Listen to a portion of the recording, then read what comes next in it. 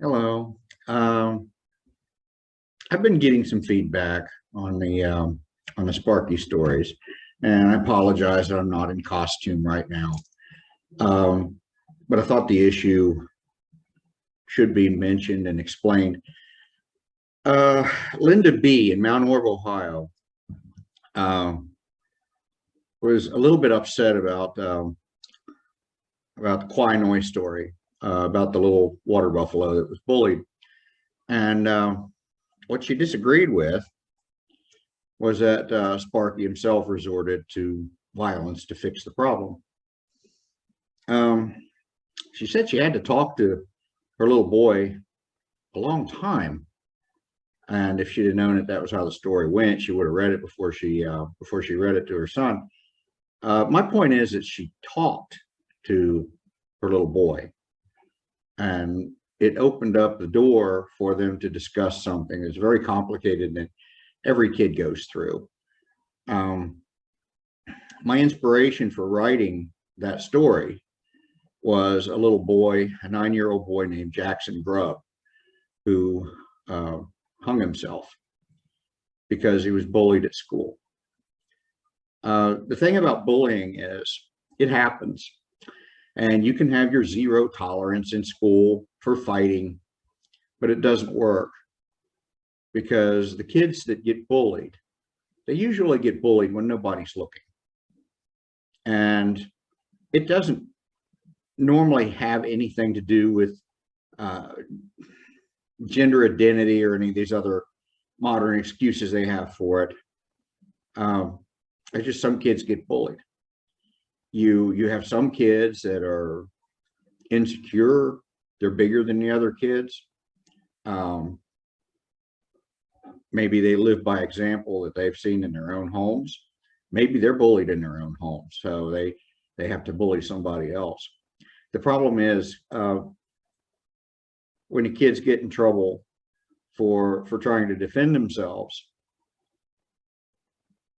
or when they're warned that they better not get in a fight and things like that, when they fear punishment as much as they fear the bullying, the people that they have to depend on to protect them, the teachers, the school administrators, even their own parents at home, become part of the problem because they have nobody to turn to, and their situation becomes hopeless, and they're afraid to do anything for themselves.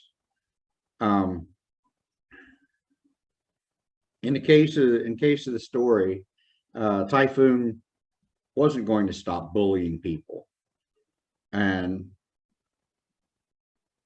so what in the end what had to happen was he had to be shown by example why it was wrong. As I put in the dedication of the book, every situation is different. I put it in the epilogue too, if I remember right. Every situation is different, but people should not feel like they are prevented from defending themselves, or that they shouldn't try to defend other people who are helpless. That's just my opinion, and it doesn't matter. Your opinion can be different. You're entitled to that. But the fact is, the books are based loosely on my life, and I've had a rough life. I've learned just about every lesson there is to learn the hard way. And the characters in my books, from time to time, they're not going to do things the way people think they should be done. They're going to be done the way people do things in life. And sometimes we learn the lesson the hard way. Sometimes there's things that we don't like to look at or we don't like to think about. But you have to understand, your child will run into these circumstances and these situations in life. And yeah, the book's controversial. The story's controversial. But it gets you talking with your child. And that's what parents need to do. You need to communicate with your kids, and you need to make them feel like they can bring their problems to you.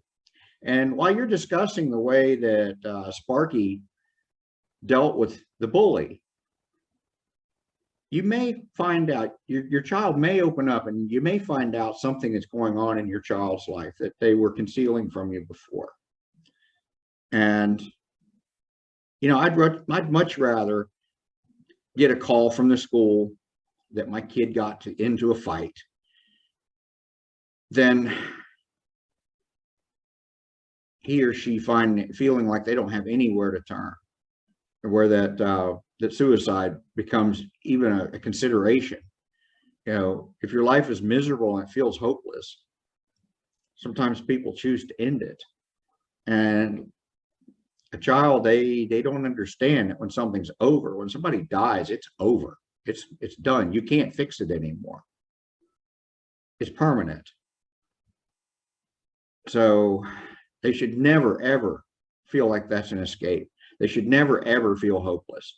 They should always feel like there's somebody they can turn to. So it's not a perfect solution, but in some situations, it's the only solution. You know, if you're in a situation where your teachers are paying attention, and in some cases these days, the teachers are bullying too.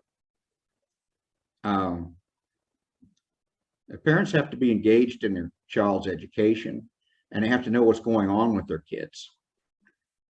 When I was a kid, we didn't have 8, 9, 10-year-olds hanging themselves. It just never happened. Well, we had a lot of fighting in our schools too. I think what's happened is the kids don't feel like they can take any matters into their own hands. They're afraid of being in trouble. They're afraid that if they do try to fight back, that they'll be in trouble.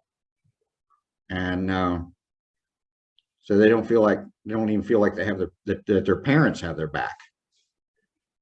I'm sorry about the rambling nature of this one, but I just kind of found it upsetting.